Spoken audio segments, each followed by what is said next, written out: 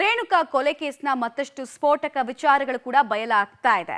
ರೇಣುಕಾ ಸ್ವಾಮಿ ಕೊಲೆ ಪವಿತ್ರಾಗ್ ಹೆಂಗ್ ಗೊತ್ತಾಗಿತ್ತು ಅನ್ನೋದನ್ನ ಕೂಡ ಪೊಲೀಸರು ಚಾರ್ಜ್ ಶೀಟ್ ಅನ್ನು ಉಲ್ಲೇಖ ಮಾಡಿದ್ದಾರೆ. ಹಾಗಾದ್ರೆ ಹೆಂಗ್ ಗೊತ್ತಾಗಿತ್ತು ಈಕೆಗೆ? ಈಕೆನೇ ಮಾಸ್ಟರ್ ಮೈಂಡ್ ಆದ್ರೂ ಕೊಲೆ ಇಷ್ಟೊತ್ತಿಗಾಗಿದೆ ಅನ್ನೋದು ಈಕೆ ಗಮನಕ್ಕೆ ಬಂದಿತ್ತು ಯಾವಾಗ? ರೇಣುಕಾ ಸ್ವಾಮಿ ಕೊಲೆ ಪವಿತ್ರ ಗೌಡಗೆ ತಿಳಿಸಿದ್ದು ಯಾರು? ಜೂನ್ 8ರ ಶನಿವಾರ ಸಂಜೆ 6 ಗಂಟೆ ಸುಮಾರಿಗೆ ರೇಣುಕಾ ಸಾವಾಗಿದೆ ಅನ್ನೋದನ್ನ ಮೊನ್ನೆ ಎಸ್ಪಿಪಿ ಅವರು ಈ ಬೇಲ್ ಅಬ್ಜೆಕ್ಷನ್ ಅನ್ನ ವಿಚಾರದಲ್ಲಿ ವಾದ ಮಾಡಬೇಕಾದ್ರೆ ಹೇಳಿದ್ರು. 6ರಿಂದ 7 ಕೊಲೆ ಆಗಿರೋ ಟೈಮಿಂಗ್ ಅಂತ. ಸೊ ಭಾನುವಾರ ಮಧ್ಯಾಹ್ನದ ತನಕ ಪವಿತ್ರಾಗಿ ವಿಚಾರ ಗೊತ್ತಾಗಿರ್ಲಿಲ್ವಂತೆ. ಪೊಲೀಸರು ವಿಚಾರಿಸಿದ್ರೆ ಗೊತ್ತಿಲ್ಲ ಅಂತ ಹೇಳು ಅಂತ ದರ್ಶನ್ ಕರೆ ಮಾಡಿದಾಗ ಹೇಳಿದ್ರಂತೆ. ಭಾನುವಾರ ಮಧ್ಯಾಹ್ನದ ವೇಳೆಗೆ ಪವಿತ್ರಾಗೆ ಕಾಲ್ ಮಾಡಿದಂತಹ ದರ್ಶನ್, ನಿನ್ನೇನಾದ್ರೂ ಪೊಲೀಸರು ಕೇಳಿದ್ರೆ ನಿಂಗೆ ಗೊತ್ತಿಲ್ಲ ಅಂತ ಹೇಳ್ಬಿಡು ಅಂತ ಹೇಳಿದ್ರಂತೆ. ಆಗ ಪವಿತ್ರ ಗೌಡ ಯಾಕೆ ಏನಾಯ್ತು ಅಂತ ಮರುಪ್ರಶ್ನೆಯನ್ನ ಕೂಡ ದರ್ಶನ್ಗೆ ಮಾಡಿದ್ರು ಅನ್ನೋ ವಿಚಾರ ಬಯಲಾಗ್ತಾ ಇದೆ.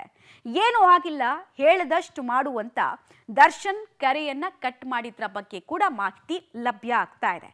ಸೊ ಇನ್ವೆಸ್ಟಿಗೇಷನ್ನ ಮೂಲಗಳ ಪ್ರಕಾರ ಈಕೆಗೆ ಭಾನುವಾರ ಮಧ್ಯಾಹ್ನದ ತನಕ ಕೂಡ ಕೊಲೆಯಾಗಿರೋ ವಿಚಾರನೆ ಗೊತ್ತಾಗಿರ್ಲಿಲ್ಲಂತೆ.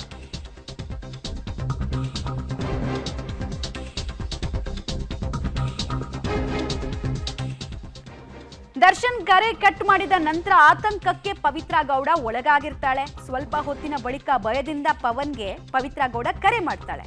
ಆಗ ಪವನ್ ರೇಣುಕಾ ಸ್ವಾಮಿ ಕೊಲೆಯ ವಿಚಾರ ಹೇಳಿದಾಗ ಶಾಕ್ ಆಗುತ್ತೆ. ಬಳಿಕ ದರ್ಶನ್ ಸಂಪರ್ಕಕ್ಕೂ ಕೂಡ ಪವಿತ್ರ ಗೌಡ ಭಯ ಪಡ್ತಾಳೆ. ದರ್ಶನ್ ಅರೆಸ್ಟ್ ಆಗೋವರೆಗೂ ಮೊಬೈಲ್ ಅನ್ನ ಆನ್ ಅಲ್ಲೇ ಪವಿತ್ರ ಗೌಡ ಇಟ್ಟಿತ್ಲು ಅನ್ನೋ ವಿಚಾರ ಕೂಡ ಈ ಮರ್ಡರ್ಗೆ ಸಂಬಂಧಪಟ್ಟಂತೆ ಮಾಹಿತಿ ಸಿಗ್ತಾ ಇದೆ. ಸೊ ಅಲ್ಲಿಗೆ ಕೊಲೆಯಾಗಿ 24 ಗಂಟೆಗಳು ಕಳೆದು ಹೋಗಿದ್ರು ಕೂಡ ಈ ಪ್ರಕರಣದ A1 ಪವಿತ್ರ ಗೌಡಗೆ ಗೊತ್ತಿರಲಿಲ್ಲ ಆತನ ಕೊಲೆ ಆಗಿತ್ತು. ಡೀಟೇಲ್ಸ್ ಕೊಡ್ತಾರೆ ನರಸಿಂಹಮೂರ್ತಿ, ನೇರ ಸಂಪರ್ಕದಲ್ಲಿ ಜಾಯ್ನ್ ಆಗ್ತಾರೆ. ನರಸಿಂಹಮೂರ್ತಿ, ಅಲ್ಲಿಗೆ ಕೊಲೆಯಾದ 24 ಗಂಟೆ ತನಕನೂ ಆಕೆಗೆ ಗೊತ್ತೇ ಇರಲಿಲ್ವಾ? ಪೊಲೀಸರ ಇನ್ವೆಸ್ಟಿಗೇಷನ್ ಅಲ್ಲಿ ಕೊಲೆಗೆ ಸಂಬಂಧಪಟ್ಟಂತೆ ಆರೋಪಿ ನಂಬರ್ 1 ಪವಿತ್ರ ಗೌಡಗೆ ಹೆಂಗ್ ಗೊತ್ತಾಯ್ತು ಅನ್ನೋದನ್ನ ಉಲ್ಲೇಖಿಸ್ತಾ ಹೋಗ್ತಾರೆ ಅಂತ. ಮಮತಾ, ಜೂನ್ 8ನೇ ತಾರೀಕು ಅವತ್ತು ದರ್ಶನ್ ಜೊತೆ RR ನಗರದ ಪಟ್ಟಣಗಿರಿಯ ಶೆಡ್ಗೆ ಪವಿತ್ರ ಕೂಡ ಹೋಗಿದ್ಲು. ಆ ಸಂದರ್ಭದಲ್ಲಿ ದರ್ಶನ್ ಹಲ್ಲೆಯ ಬಳಿಕ ಈಕೆ ಕೂಡ ಆತನ ಮೇಲೆ ಮನಸೋ ಇಚ್ಛೆ ಹಲ್ಲೆಯನ್ನ ನಡೆಸಿದ್ಲು. ಅಂದ್ರೆ ನೀನು ಬದುಕಲು ಅಯೋಗ್ಯ, ನೀನು ಸಾಯ್ಬೇಕು, ನೀನು ಬದುಕಬಾರ್ದು ಅನ್ನೋ ನಿಟ್ಟಿನಲ್ಲಿ ಆಕೆ ಹಲ್ಲೆಯನ್ನ ನಡೆಸಿದ್ರು. ಅದಾದ ಬಳಿಕ ಇಬ್ಬರು ಕೂಡ ತಮ್ಮ ತಮ್ಮ ಮನೆಗೆ ವಾಪಸ್ ಆಗಿದ್ರು. ಸಂಜೆ 6 ಗಂಟೆಯ ನಂತರ ರೇಣುಕಾ ಸ್ವಾಮಿ ಸಾವನ್ನಪ್ಪಿರೋ ವಿಚಾರ ದರ್ಶನ್ಗೆ ಗೊತ್ತಾಗುತ್ತೆ. ಅದಾದ ಬಳಿಕ ಹೇಗೆ ಶವವನ್ನು ವಿಲೇವಾರಿ ಮಾಡಬೇಕು ಅನ್ನೋ ನಿಟ್ಟಿನಲ್ಲಿ ಮಾತುಕತೆಯಾಗಿ ಆ ಶವವನ್ನು ವಿಲೇವಾರಿ ಕೂಡ ಮಾಡಿರ್ತಾರೆ. ಆದರೆ ಈ ವಿಚಾರ ಪವಿತ್ರಾಗೆ ಆತ ಸತ್ತಿದ್ದಾನೆ ಅನ್ನೋದು ಗೊತ್ತಾಗಿರೋದಿಲ್ಲ. ಭಾನುವಾರ ಮಧ್ಯಾಹ್ನ ಅಂದರೆ ಜೂನ್ 9ನೇ ತಾರೀಕು ಆಕೆಗೆ ವಿಚಾರ ಗೊತ್ತಾಗುತ್ತೆ. ಅಂದರೆ ಮೊದಲಿಗೆ ದರ್ಶನ್ ಭಾನುವಾರ ಮಧ್ಯಾಹ್ನ ಜೂನ್ 9ನೇ ತಾರೀಕು ಕರೆಯನ್ನು ಮಾಡಿದಂತಹ ದರ್ಶನ್ ಪವಿತ್ರ ಗೌಡಗೆ, ನೀನು ಪೊಲೀಸರೇನಾದರೂ ನಿನ್ನನ್ನು ವಿಚಾರಣೆಗೆ ಅಥವಾ ಏನಾದ್ರು ಮನೆ ಬಳಿ ಬಂದಂತಹ ಸಂದರ್ಭದಲ್ಲಿ ನನಗೇನು ಗೊತ್ತಿಲ್ಲ, ಯಾಕೆ ಬಂದಿದ್ದೀರಾ ಅನ್ನೋ ನಿಟ್ಟಿನಲ್ಲಿ ಮಾತನಾಡು ಅನ್ನೋ ಲೆಕ್ಕದಲ್ಲಿ ಹೇಳಿರ್ತಾರೆ. ಯಾಕೆ ಏನಾಯಿತು ಅಂತ ಪವಿತ್ರ ಮರುಪ್ರಶ್ನೆಯನ್ನು ಮಾಡಿದಂತಹ ಸಂದರ್ಭದಲ್ಲಿ ನಾನು ಹೇಳ್ದಷ್ಟು ಕೇಳು ಅನ್ನೋ ನಿಟ್ಟಿನಲ್ಲಿ ಹೇಳಿ ಕರೆಯನ್ನು ದರ್ಶನ್ ಕಟ್ ಮಾಡಿರ್ತಾರಂತೆ.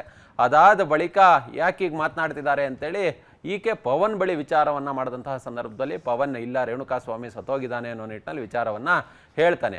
ಆಗ ಎಲ್ಲೋ ಒಂದು ಕಡೆ ಆತಂಕ ಗಾಬರಿಯಲ್ಲೇ ಇದ್ದಂತಹ ಪವಿತ್ರಾಗೆ ದರ್ಶನ್ ಅರೆಸ್ಟ್ ಆಗುವವರೆಗೂ ಕೂಡ ಎಲ್ಲೋ ಒಂದು ರೀತಿ ಭಯ ಆತಂಕದಲ್ಲೇ ಇರ್ತಾರೆ. ಅದಾದ ಬಳಿಕ ದರ್ಶನ್ ಅರೆಸ್ಟ್ ಮಾಡಿದ್ರು ಅನ್ನೋದು ಗೊತ್ತಾಗುತ್ತೆ. ಅಲ್ಲಿವರೆಗೂ ಕೂಡ ಆಕೆ ತನ್ನ ಫೋನನ್ನು ಆನ್ನಲ್ಲೇ ಇಟ್ಕೊಂಡಿರ್ತಾರೆ. ದರ್ಶನ್ ಅರೆಸ್ಟ್ ಆದಂತಹ ಸಂದರ್ಭದಲ್ಲಿ 1 ಗಂಟೆಯಲ್ಲಿ ಆಕೆಯನ್ನು ಕೂಡ ಅರೆಸ್ಟ್ ಮಾಡಿ ಕರ್ಕೊಂಡು ಬರ್ತಾರೆ. ಅಲ್ಲಿಗೆ ವಿಚಾರ ಗೊತ್ತಾಗಿರುತ್ತೆ, ಪ್ರಕರಣದಲ್ಲಿ ಎಲ್ಲರನ್ನ ಅರೆಸ್ಟ್ ಮಾಡಲಾಗಿದೆ ಅನ್ನೋದು. ಓಕೆ ನರಸಿಂಹಮೂರ್ತಿ, ಹಾಗೆ ಸಂಪರ್ಕದಲ್ಲಿ ವಾಪಸ್ ಬರ್ತೀನಿ. ಸೊ ಕೊಲೆಗೆ ಸಂಬಂಧಪಟ್ಟಂತೆ ಕಾನ್ವರ್ಸೇಷನ್ ಆರೋಪಿಗಳ ನಡುವೆ ಹೇಗಾಯ್ತು ಅನ್ನೋದ್ರ ಡೀಟೇಲ್ಸ್ ಇದು.